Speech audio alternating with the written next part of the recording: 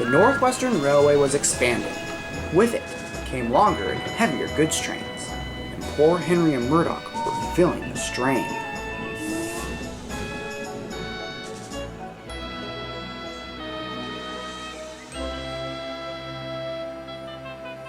It's supposed to be some of the strongest engines on Sodor, but it's just too much. And there's not enough time for us to shorten our trains. We have to do it all in one go, concluded Murdoch as he gave a tremendous heave as he started off with another long train.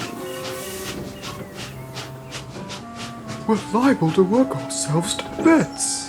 Sir Topham Hatt was aware of this and bought a new engine at once. The new engine's name was Hank. He was bigger and stronger than the Fat Controller's engines. On his first day, he helped Thomas with his deliveries. Now he was busy carrying goods across the island.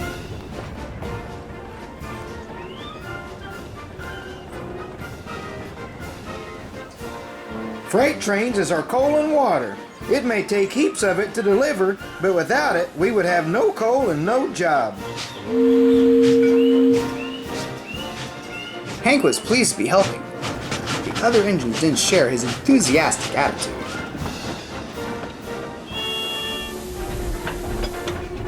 Land sakes, Murdoch, your face is redder than the stars and stripes. Let me help you out. I'll take your train. It's very kind of you, Hank, but We can handle our loads ourselves. And on that note, Murdoch gave another mighty heave. They didn't go more than a few inches when...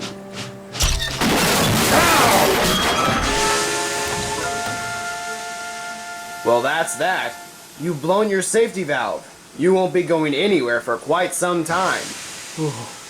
no worries, Murdoch. You've done your best. Now you can get some rest.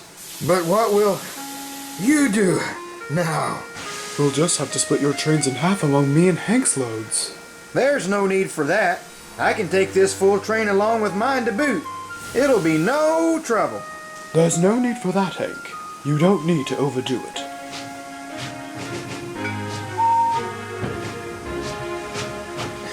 And big fella wants to keep his pride. Hank had a passion for relieving struggling engines of heavy loads, but he also was a respecter of pride, so he allowed Henry to take half of Murdoch's loads with his own. But as the days pressed on, Hank watched as Henry became more knackered. Hank knew he could handle the full load, but Henry wouldn't let him. No, Hank. I can handle the work just fine. But you look plumb tuckered out. Just let me take one load for you so you can have a nap in the shed. It's nice of you to offer, but I can't just shirk my responsibilities to another engine. As Hank continued to plead with Henry, the yard foreman walked up. Henry, Molly has broken down. You are to collect her goods train in the morning and take it to the mainland. Sir, don't give Henry this burden. I can take the train. The poor fella needs a rest. You have a train of your own that departs at the same time, Hank. Besides, the arrangements have already been made. Hank, thank you, but I can manage! But you've got that flying kipper to take tonight. By the time you get back, you'll be heading out again. That's just the way things work out sometimes. And Henry departed for the docks.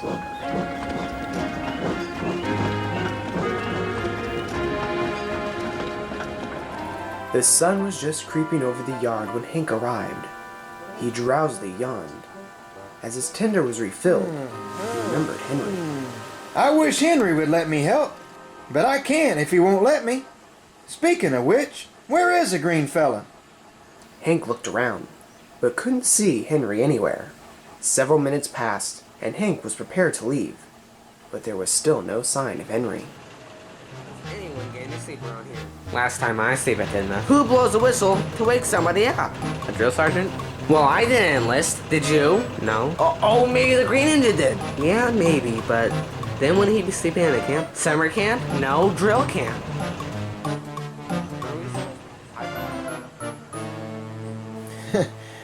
Poor fella must have passed out in the shed. But then his train... Then an idea bubbled in his boiler. Hey, you there! Couple me up to those freight cars yonder!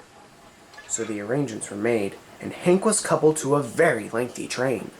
By taking his train keeps the green buckaroo from being scolded. He can't be cross then. He gets the rest and I get to help. It's a win-win for everyone. You'll be like his little elf. I would say little, but he certainly will be pleased. Just then, the guard's whistle blew, and the big steaming giant slid his way out of the yard.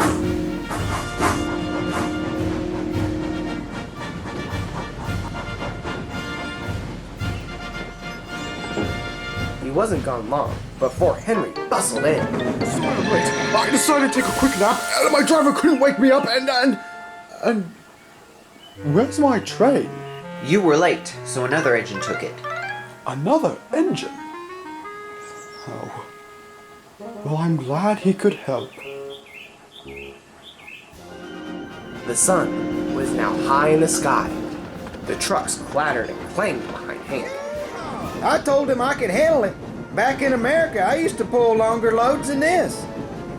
But the trucks in America were very different from the ones on Sodor. The trucks on Sodor delight in mischief, especially bigger engines.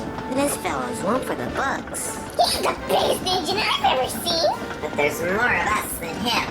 Let's give this Yankee our full hospitality. I like a challenge. Chipper little fellas, aren't they? The trucks whispered the word, and within a moment, Hank's coupling began to tighten. He felt himself groaning to a crawl. Hey, settle down back there. Of course, the trucks didn't.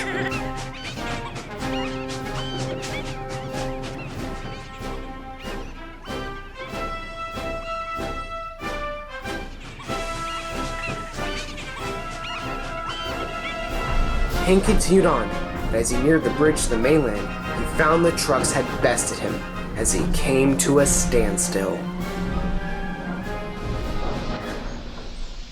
The strain had been too much for Hank's converted chassis, and had jammed his side rods.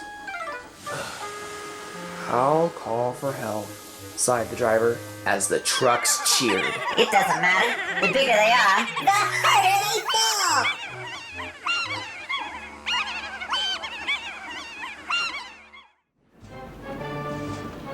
When Hank returned back to work, he was a little more than embarrassed to see Henry. So you couldn't just leave my train alone? Well, you were just so tuckered out. I thought you could do with the rest, and I thought. Oh, and I did. I'm just sorry I didn't let you help sooner. It's just sometimes we need help and sometimes we don't. Well, I apologize for not respecting your answer and hounding you thereafter. Well, I suppose we're both to blame. I'm most surprised you made it as far as you did. You are a very strong engine. Not as strong anymore. I guess I can't take as much as I used to with this new chassis. Rubbish! I heard it took 4 engines to move your train off the bridge. Hank blushed. Hank is a much more sensible engine now. He no longer forces his help on the engines.